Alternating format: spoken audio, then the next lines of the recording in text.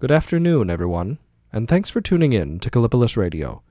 Today, I'll be reading another story from Nathaniel Hawthorne's collected tales and sketches. This one is titled, The Wives of the Dead. Before we begin, I'd like to thank our channel members, Joshua Anolik, Torritz, Catherine McMillan, Dink Smallwood, and Ronnie Limestone. If you are interested in becoming a member and supporting the channel, you can find more information linked in the description below. Thanks for listening.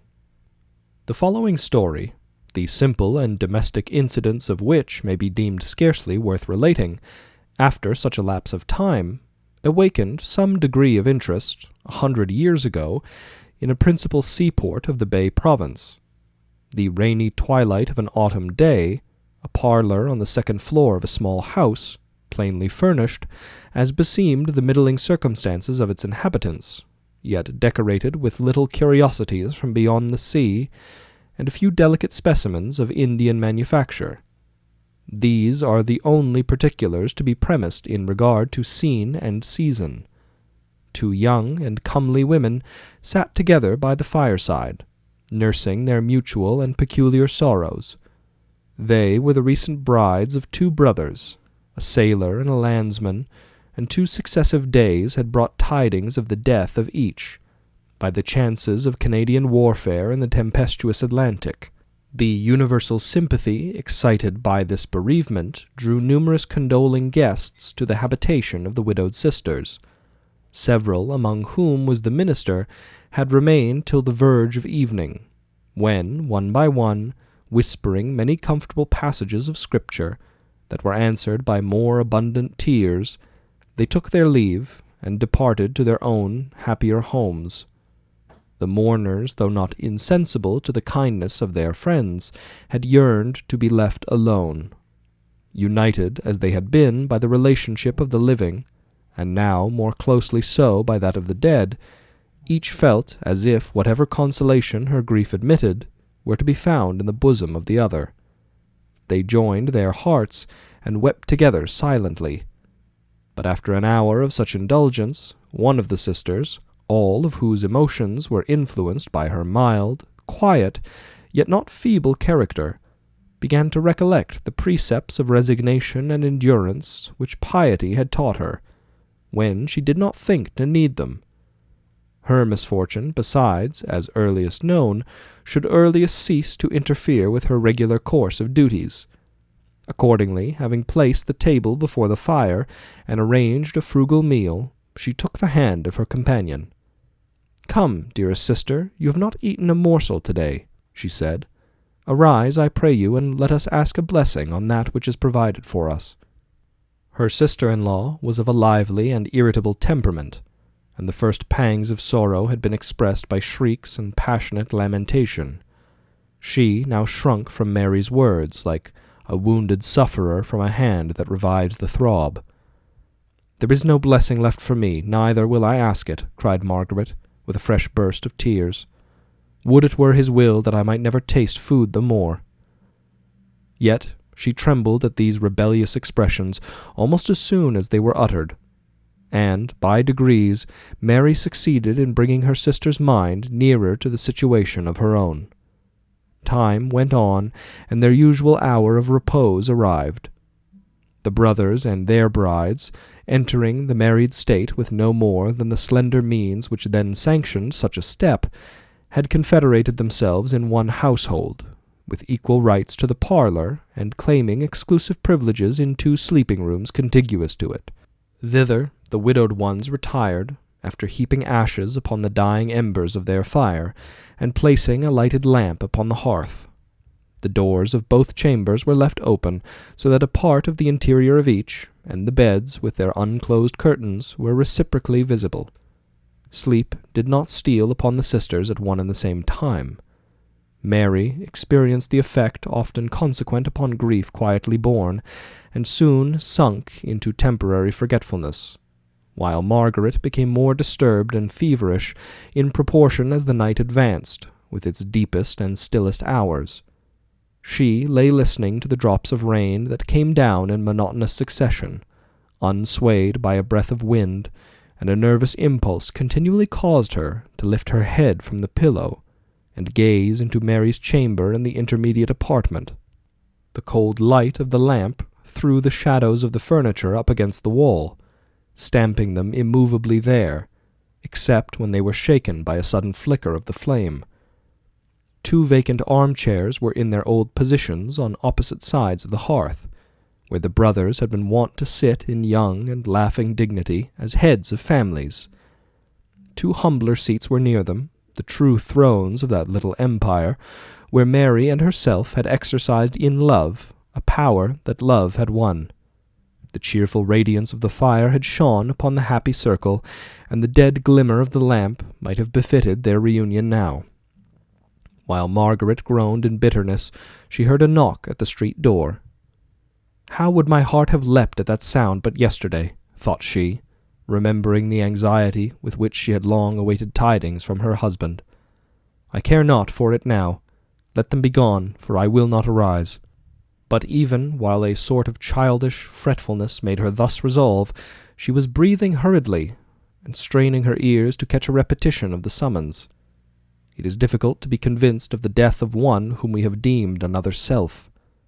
The knocking was now renewed in slow and regular strokes, apparently given with the soft end of a doubled fist, and was accompanied by words faintly heard through several thicknesses of wall. Margaret looked to her sister's chamber and beheld her still lying in the depths of sleep. She arose, placed her foot upon the floor, and slightly arrayed herself, trembling between fear and eagerness as she did so. Heaven help me, she sighed. I have nothing left to fear, and methinks I am 10 times more a coward than ever. Seizing the lamp from the hearth, she hastened to the window that overlooked the street door. It was a lattice, turning upon hinges, and having thrown it back, she stretched her head a little way into the moist atmosphere. A lantern was reddening the front of the house, and melting its light into the neighboring puddles, while a deluge of darkness overwhelmed every other object. As the window grated on its hinges, a man in a broad-brimmed hat and a blanket coat stepped from under the shelter of the projecting story, and looked upward to discover whom his application had aroused. Margaret knew him as a friendly innkeeper of the town. "What would you have, Goodman Parker?" cried the widow. "Lack-a-day, is it you, Mistress Margaret?" replied the innkeeper. "I was afraid it might be your sister Mary, for I hate to see a young woman in trouble when I haven't a word of comfort to whisper her." "For heaven's sake, what news do you bring?" screamed Margaret. "Why, there has been an express through the town within this half-hour," said Goodman Parker, "travelling from the eastern jurisdiction with letters from the governor and council. He tarried at my house to refresh himself with a drop and a morsel, and I asked him what tidings on the frontiers. He tells me we had the better in the skirmish you wot of, and that the 13 men reported slain are well and sound, and your husband among them. Besides, he is appointed of the escort to bring the captivated Frenchers and Indians home to the province jail.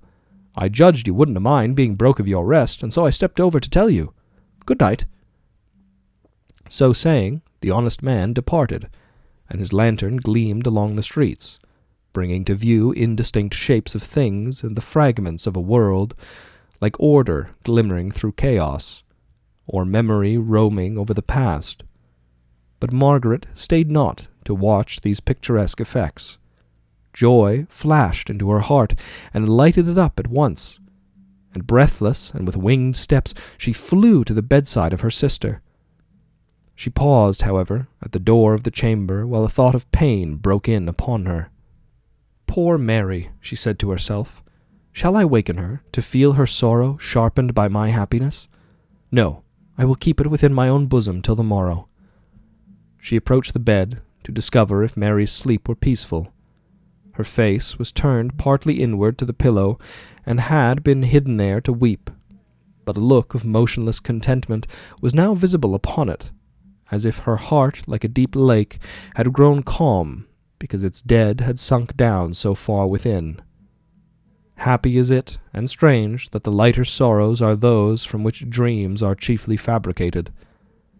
Margaret shrunk from disturbing her sister-in-law, and felt as if her own better fortune had rendered her involuntarily unfaithful, and as if altered and diminished affection must be the consequence of the disclosure she had to make. With a sudden step she turned away. But joy could not long be repressed, even by circumstances that would have excited heavy grief at another moment. Her mind was thronged with delightful thoughts till sleep stole on and transformed them to visions, more delightful and more wild, like the breath of winter. But what a cold comparison! Working a fantastic tracery upon a window. When the night was far advanced, Mary awoke with a sudden start. A vivid dream had latterly involved her in its unreal life, of which, however, she could only remember that it had been broken in upon at the most interesting point. For a little time slumber hung about her like a morning mist, hindering her from perceiving the distinct outline of her situation. She listened with imperfect consciousness to 2 or 3 volleys of a rapid and eager knocking, and first she deemed the noise a matter of course, like the breath that she drew. Next, it appeared a thing in which she had no concern, and lastly she became aware that it was a summons necessary to be obeyed. At the same moment the pang of recollection darted into her mind. The pall of sleep was thrown back from the face of grief. The dim light of the chamber and the objects therein revealed had retained all of her suspended ideas, and restored them as soon as she unclosed her eyes. Again there was a quick peal upon the street door. Fearing that her sister would also be disturbed, Mary wrapped herself in a cloak and hood, took the lamp from the hearth, and hastened to the window. By some accident it had been left unhasped, and yielded easily to her hand. "Who's there?" asked Mary, trembling as she looked forth. The storm was over, and the moon was up. It shone upon broken clouds above, and below upon houses black with moisture, and upon little lakes of the fallen rain, curling into silver beneath the quick enchantment of a breeze. A young man in a sailor's dress, wet as if he had come out of the depths of the sea, stood alone under the window. Mary recognized him as one whose livelihood was gained by short voyages along the coast, nor did she forget that, previous to her marriage, he had been an unsuccessful wooer of her own. "What do you seek here, Stephen?" said she. "Cheer up, Mary, for I seek to comfort you," answered the rejected lover. "You must know I got home not 10 minutes ago, and the first thing my good mother told me was the news about your husband. So, without saying a word to the old woman, I clapped on my hat and ran out of the house. I couldn't have slept a wink before speaking to you, Mary, for the sake of old times." "Stephen, I thought better of you," exclaimed the widow, with gushing tears, and preparing to close the lattice, for she was no whit inclined to imitate the first wife of Zadig. "But stop and hear my story out," cried the young sailor. "I tell you, we spoke a brig yesterday afternoon bound in from old England. And who do you think I saw standing on deck, well and hearty, only a bit thinner than he was 5 months ago?" Mary leaned from the window, but could not speak. "Why, it was your husband himself," continued the generous seaman. "He, the 3 others, saved themselves on a spar, when the Blessing turned the bottom upwards. The brig will beat into the bay by daylight with this wind, and you'll see him here tomorrow. There's the comfort I bring you, Mary. So, good night." He hurried away, while Mary watched him with a doubt of waking reality, that seemed stronger or weaker as he alternately entered the shade of the houses or emerged into the broad streaks of moonlight. Gradually, however, a blessing flood of conviction swelled into her heart, in strength enough to overwhelm her, had its increase been more abrupt. Her first impulse was to rouse her sister-in-law and communicate the new-born gladness. She opened the chamber door, which had been closed in the course of the night, though not latched, advanced to the bedside, and was about to lay her hand upon the slumberer's shoulder. But then she remembered that Margaret would awake to thoughts of death and woe, rendered not the less bitter by their contrast with her own felicity. She suffered the rays of the lamp to fall upon the unconscious form of the bereaved one. Margaret lay in unquiet sleep, and the drapery was displaced around her. Her young cheek was rosy-tinted, and her lips half opened in a vivid smile. An expression of joy, debarred its passage by her sealed eyelids, struggled forth like incense from the whole countenance. "My poor sister, you will waken too soon from that happy dream, thought Mary. Before retiring, she set down the lamp and endeavored to arrange the bedclothes so that the chill air might do no harm to the feverish slumberer. But her hand trembled against Margaret's neck. A tear also fell upon her cheek, and suddenly she awoke.